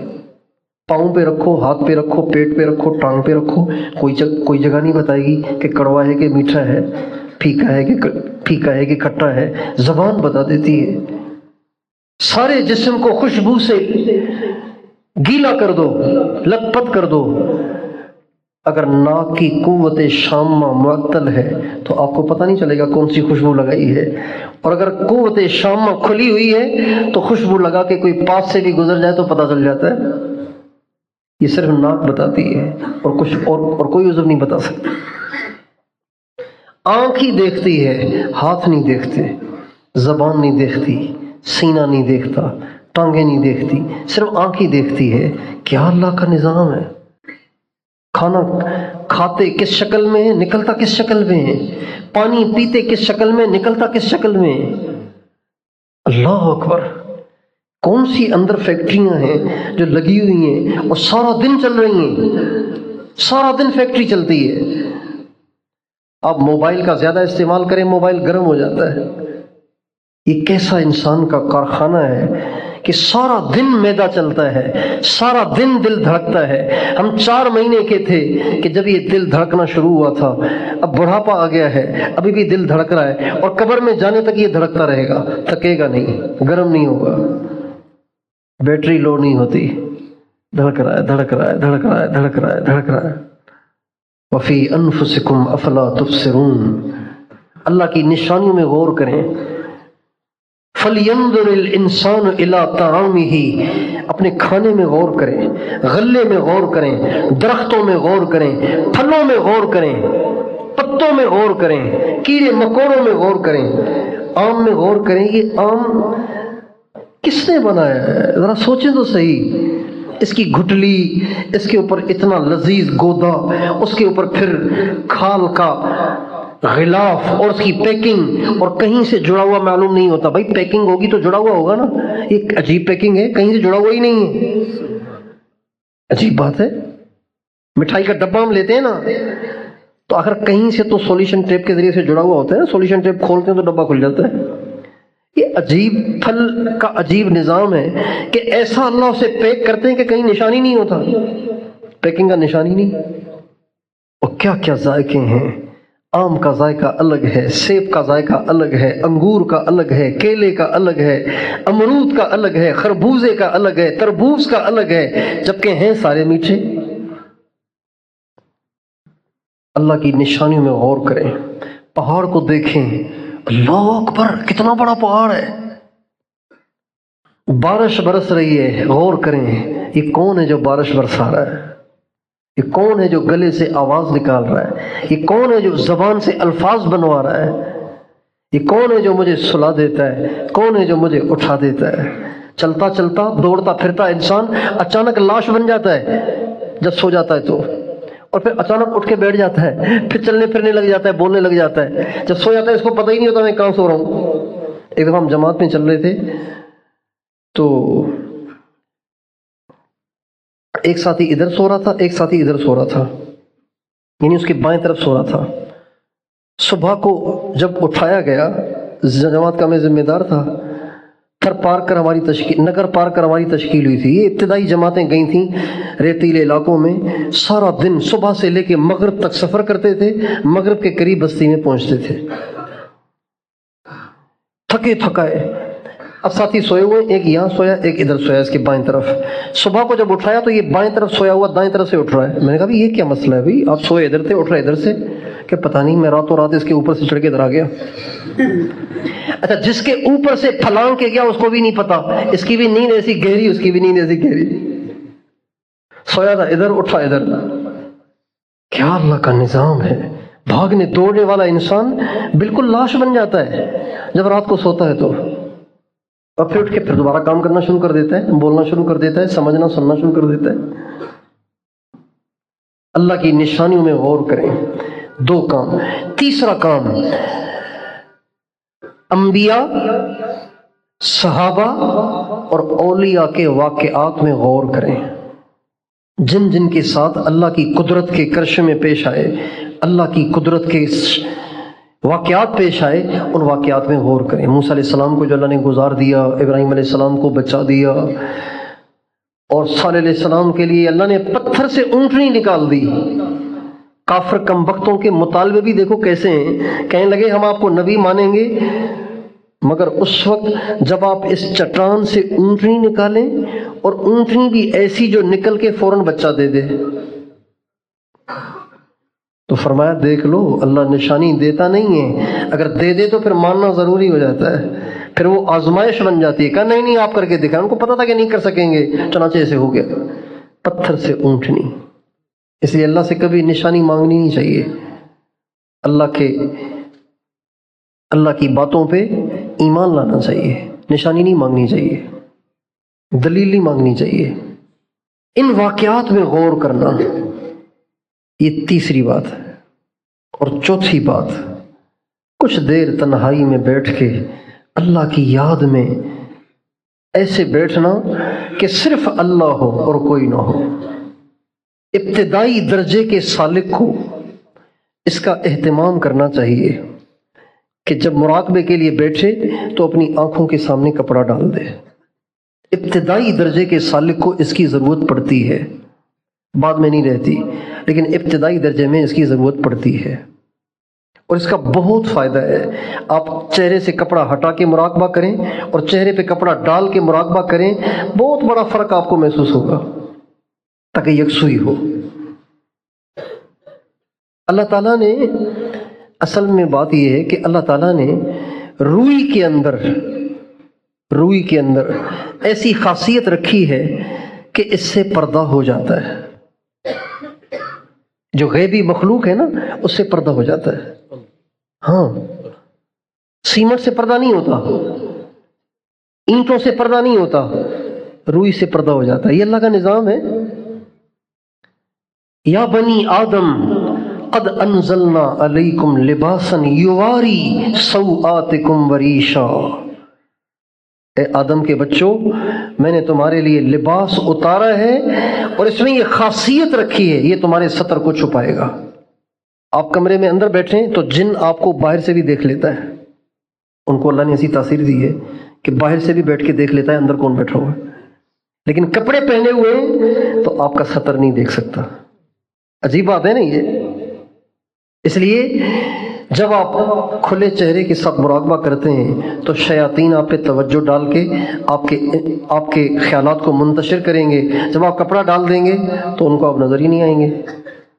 یکسوئی حاصل ہو جائے گی، خیالات کم آنا شروع ہو جائیں گے، خیالات کم ہو جائیں گے، مراقبے میں دھیان جمے گا. اب اس میں رکاوٹ یہ پیش آتی ہے کہ یار اب سب کے سامنے کیا کپڑا ڈالوں، کہیں گے پتہ نہیں کون سے آسمان پہ جا رہا ہے. یہی تو بات ہے نا، اللہ کے غیر کا دھیان ابھی بھی ہے تو پھر کہاں اللہ کا تعلق ملے گا. جو اللہ کو چاہتے ہیں وہ ادھر ادھر کی تھوڑی سنتے ہیں، وہ بہرے ہو جاتے ہیں، وہ اندھے ہو جاتے ہیں. عاشق اندھا ہی ہوتا ہے، عاشق اندھا ہوتا ہے. عاشق کو آپ ہزار سمجھائیں وہ نہیں سمجھے گا. نہ مانوں گا نصیحت پر، نہ میں سنتا تو کیا کرتا، کہ ہر بات میں ناصح تمہارا نام لیتا تھا. ایک عاشق کہتا ہے کہ مجھے کسی سے عشق ہو گیا تو ایک آدمی مجھے سمجھانے کے لیے آیا، نصیحت کرنے کے لیے آیا. بہت سمجھایا، وہ بھائی تو اس کو چھوڑ دے، تو اس کا پیچھا چھوڑ دے، تو اس کو نہ دیکھا کر، تو اس سے نہ ملا کر، بار بار اس کا نام لے رہا ہے. اچھا یہ پوری توجہ سے ساری بات سن رہا ہے. تو کسی نے کہا ماشاءاللہ آج تو نصیحت کا خوب اثر ہوا ہوگا، اتنی توجہ سے آپ سن رہے تھے، اس کا مطلب ہے اثر لے رہے تھے. اس پہ اس نے کہا نہ مانوں گا نصیحت پر، نہ میں سنتا تو کیا کرتا، کہ ہر بات میں ناصح تمہارا نام لیتا تھا. سمجھئے؟ کہتے ہیں یہ جو میں توجہ سے سن رہا تھا نا وہ اس کی نصیحت تھوڑی، وہ اس کا نام سن رہا تھا. وہ جو بار بار لے رہا تھا نا، اس کو چھوڑ دے، اس سے نہ ملا کر، اس کو نہ دیکھا کر، اس کے پاس نہ جایا کر، نام لے لے کے، تو اس کی نصیحت تو میں نہیں سن رہا تھا، البتہ بیچ بیچ میں جو تمہارا نام آ رہا تھا نا تو میں تو اسی کو سن کے مزے لے رہا تھا. تو عاشق اندھا ہوتا ہے، عاشق بہرا ہوتا ہے، عاشق کسی کی نہیں سنتا. جو اللہ کا عاشق ہوتا ہے وہ بھی ایسے ہی ہوتا ہے. ہزار کوششیں کی ابو جہل نے، بلال نے ایک نہیں سنی. ہزار کوششیں کی ابی بن خلف نے، خباب نے ایک نہیں سنی. ہزار کوششیں کی ابو جہل اور ابی بن خلف اور دوسرے قریش مکہ نے، عمار اور یاسر اور ان کی والدہ محترمہ سمیہ نے کسی کی نہیں سنی، بلکہ اپنے موقف پہ ڈٹے رہے. اس لیے یہ سوچنا چھوڑ دیں کہ اب لوگ کیا کہیں گے، لوگ کیا کہیں گے، لوگ کیا کہیں گے. یہ جملہ چھوڑ دیں کہنا. چوتھا کام، یکسوئی کے ساتھ بیٹھ کے مراقبہ کیا کریں. کتنے کام ہو گئے؟ پانچواں کام، اللہ سے رو رو کے مانگا کریں. یا اللہ آپ اتنے بڑے ہیں پھر بھی میں آپ سے نہیں مانگتا، چھوٹوں سے مانگتا پھرتا ہوں، چھوٹوں پہ یقین کیا کرتا رہتا ہوں. یا اللہ میں اس غلط روش سے توبہ کرتا ہوں اور میں اس سے نجات چاہتا ہوں. اب تو مجھے اس سے نجات دے اور مجھے اپنی ذات کا یقین دے. کتنے کام ہو گئے؟ یہ 5 کام جو کرے گا اللہ تعالیٰ اس کو ضرور اپنی ذات کا یقین عطا فرمائیں گے. اور جب اس میں یقین آئے گا تو یہ دنیا کا سب سے بے نیاز اور سب سے طاقتور انسان بن جائے گا. اللہ تعالیٰ مجھے بھی آپ کو بھی ان تمام باتوں کو سمجھنے اور ان پر عمل کرنے کی توفیق عطا فرمائے. اپنے گھروں میں جا کے آپ نے بنانا یہ نظام. جو بھی مسئلہ پیش آئے سارے گھر کو بٹھائیں، آؤ نماز پڑھ کے اللہ سے دعا کریں. آؤ اللہ سے دعا کریں، سارا گھر جمع ہو کے دعائیں کریں، انشاءاللہ آپ دیکھیں اللہ تعالیٰ کیسے کام کرتا ہے۔ ہمارے محلے میں ایک دفعہ گرمی کا موسم ٹرانسفارمر جل گیا، اور ہمارے ہاں سندھ میں ماشاءاللہ ٹرانسفارمر اگر جل جائے نا تو پھر اللہ ہی اس کو ٹھیک کرتا ہے۔ کون ٹھیک کرتا ہے؟ ہر صوبے میں اللہ ٹھیک کرتا ہے، لیکن وہاں اللہ کا ٹھیک کرنا نظر آتا ہے، کیونکہ وہاں غیر تو ہے نہیں، پاپڑا والے تو پتہ نہیں کہاں ہوتے ہیں، ان کو پیسے چاہیے ہوتے ہیں اور ہر ایک پیسے دیتا نہیں ہے، لہٰذا اللہ ہی ٹھیک کرتا ہے۔ ہمارا ٹرانسفارمر شرط گرمی ایسی کہ بس توبہ، تو میں دوپہر کو گھر آیا تو اب ٹرانسفارمر جلا ہوا ہے، گرمی شدید، پھر مجھے چونکہ وہ مسائل ہیں معدے کے، کولیسٹرول کے، پھر مجھے گرمی عام آدمی سے بہت زیادہ لگتی ہے، میں پریشان ہو گیا۔ مجھے خیال آیا سب سے جو کہتا ہوں آج خود بھی تو وہ کرنا چاہیے، چنانچہ میں نے سارے گھر سے کہا، میں نے کہا آپ سارے جمع ہو جاؤ، استغفار شروع کرو۔ سب سے چھوٹے بچے میرے نواسے، نواسی، بیٹی، اہلیہ، یہ سارے بیٹھ گئے۔ میں نے کہا کم از کم 300 دفعہ استغفار کرو۔ سارے جمع ہوئے۔ یقین جانیے وہ ٹرانسفارمر جو ہفتے میں جا کر مشکل سے ٹھیک ہوتا ہے، بنتا ہے، اللہ تعالیٰ نے اپنی رحمت سے اسی لمحے ہمیں ٹرانسفارمر لگوا دیا۔ اور تسبیح پڑھی تھی ایک، تو بچے کہنے لگے، بچے مجھے بابو کہتے ہیں، بابو ابھی تو ایک ہی تسبیح پڑھی تھی، پھر 3 پوری کر لیں یا بس کام ہو گیا تو بس۔ اب بتائیں جو یہ سوال کر رہے ہیں انہوں نے دل سے پڑھی ہوگی تسبیح؟ بتائیے بھائی، دل سے پڑھی ہوگی؟ بولیے تو صحیح نا۔ ایسے ہی بیچاروں نے اب کہا ہے تو پڑھ رہے ہیں۔ اللہ تعالیٰ اس پہ بھی بنا دیتا ہے، زبان کے بولوں پہ بھی اللہ بنا دیتا ہے۔ ہمارے مدرسے میں ایک دفعہ بجلی چلی گئی۔ اچھا اس زمانے میں یہ سولر وغیرہ نہیں آئے تھے، یہ 20 سال پرانی بات ہے۔ سولر وغیرہ نہیں آئے تھے، یو پی ایس بھی نہیں تھے، جنریٹر بھی نہیں تھا۔ اس وقت جب بجلی جاتی تھی تو پھر اپنی مرضی سے آتی تھی۔ تو بجلی چلی گئی، طلباء کو سونے کا موقع ملتا ہے 1 گھنٹہ دوپہر کو، پھر سارا دن نہیں ملتا موقع، اور یہ طلباء کے لیے بہت اہم ہوتا ہے۔ اگر وہ نہیں سوتے تو پھر ظہر کے بعد بھی سوتے رہتے ہیں، مغرب کے بعد بھی سوتے رہتے ہیں، عشاء کے بعد بھی سوتے رہتے ہیں، ساری پڑھائی ان کی برباد ہو جاتی ہے اگر یہ 1 گھنٹہ وہ نہیں سوتے تو۔ اب ادھر 12 بجے اور ادھر لائٹ چلی گئی۔